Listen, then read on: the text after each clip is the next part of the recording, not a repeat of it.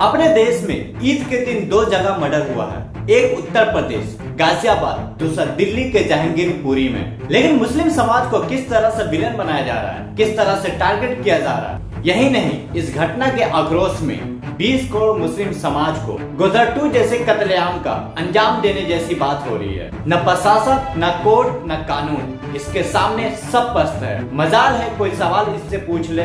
आप पूरे गोतिया मीडिया और नफरती यूट्यूबर को देख रहे हैं। बिल्कुल असद को जस्टिफाई किसी ने करा है, सबने उसकी मुखालफत करी है, सबने मजम्मत करी है। रिपोर्टिंग कर रहे हो ना, मैंने बताया, मैंने रिपोर्टिंग मैंने बताया, मुझे बताया, आधे घंटे पे उतर रहे हैं, हर आधे घंटे पे बरसाती मेंढक उस तरीके का। बिल्कुल बिल्कुल। आप लोगों का क्या मतलब है? जिस तरीके से एक मुस्लिम को टारगेट नहीं कर सकते, जिस तरीके से सिर्फ एक तरफा न्यूज दिखाया जा रहा है, लेकिन पुलिस रिपोर्ट के मुताबिक इस मर्डर का कुछ और ही खुलासा हुआ है। लेकिन सबसे ज्यादा दुर्भाग्यपूर्ण, इनको नहीं दिखाने वाले, सूर्या केस का हकीकत नहीं बताने वाले एक भी मुस्लिम यूट्यूबर या न्यूज चैनल नहीं है। शायद 2-4 बड़े चैनल होंगे, वो बहुत ज्यादा अफसोस की बात है। 20 करोड़ की आबादी में गिना चुना मुस्लिम चैनल है, हमारे समाज में खाने और रील्स देखने के मगन है। इससे समाज में कैसे जागरूकता फैल सकती है? खैर, हम आगे बढ़ते हैं। अगर हम इस केस के बारे में बात करते हैं तो कानून, सरकार, मीडिया सब टूट पड़े हैं। इस देश ने मुस्लिम समाज को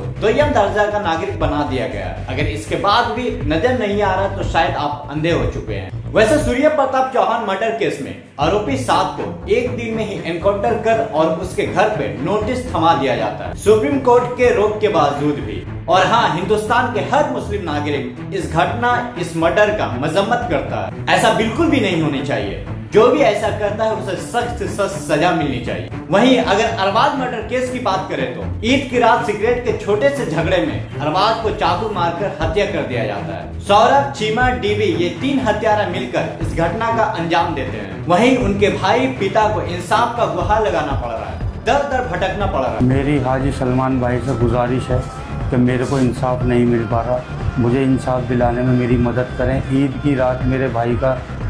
लेकिन क्या आपको मालूम है कि सूर्या प्रताप का मर्डर किसी भी तरह क्रिमिनल एंगल नहीं था? ये एक आपसी रंजिश था।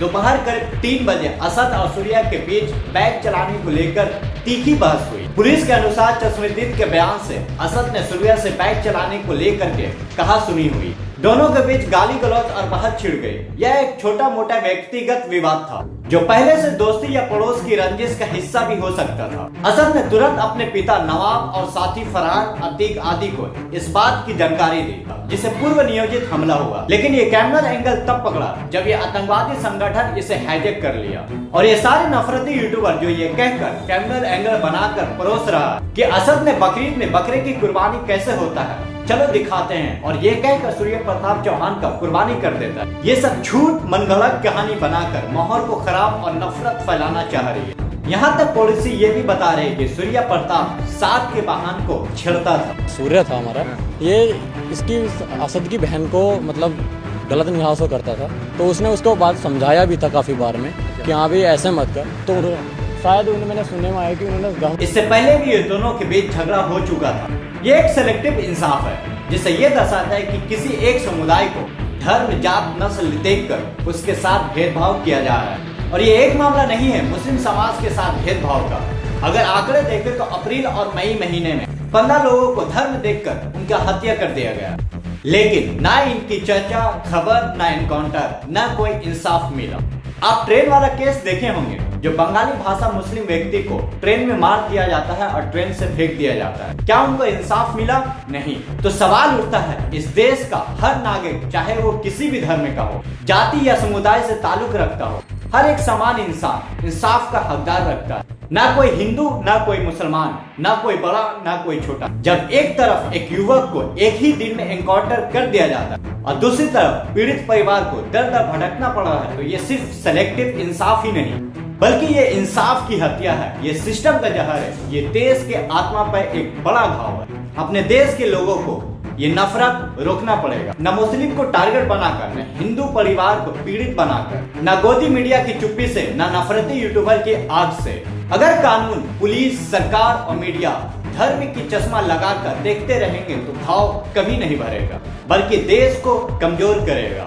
तो इसलिए हर हत्या पे धर्मनिरपेक्ष, तेज और निष्पक्ष इंसाफ हो, ना कि बुलडोजर और ना एनकाउंटर कानून के नाम पे, ना धर्म ना जात के नाम पे। मीडिया का काम है अपने देश का सच्चाई दिखाना, लेकिन उससे उम्मीद उठ चुकी है। लेकिन हम आम इंसान नफरत छोड़कर इंसानियत को चुने, वरना याद रखें आज एक समुदाय चुप है, कल दूसरा चुप होगा। आज खून एक तरफ बह रहा है, कल दूसरी तरफ बहेगा और अंत में पूरे देश का नुकसान होगा, हमारे देश का नुकसान होगा। इंसाफ या तो सबके लिए बराबर होना चाहिए या फिर किसी के लिए नहीं। अगर आप भी इस देश को नफरत के आग से बचाना चाहते हैं, लोगों को सच से रूबरू करवाना चाहते हैं, तो इस वीडियो को ज्यादा ज्यादा शेयर करें ताकि लोगों तक सही जानकारी पहुंच सके।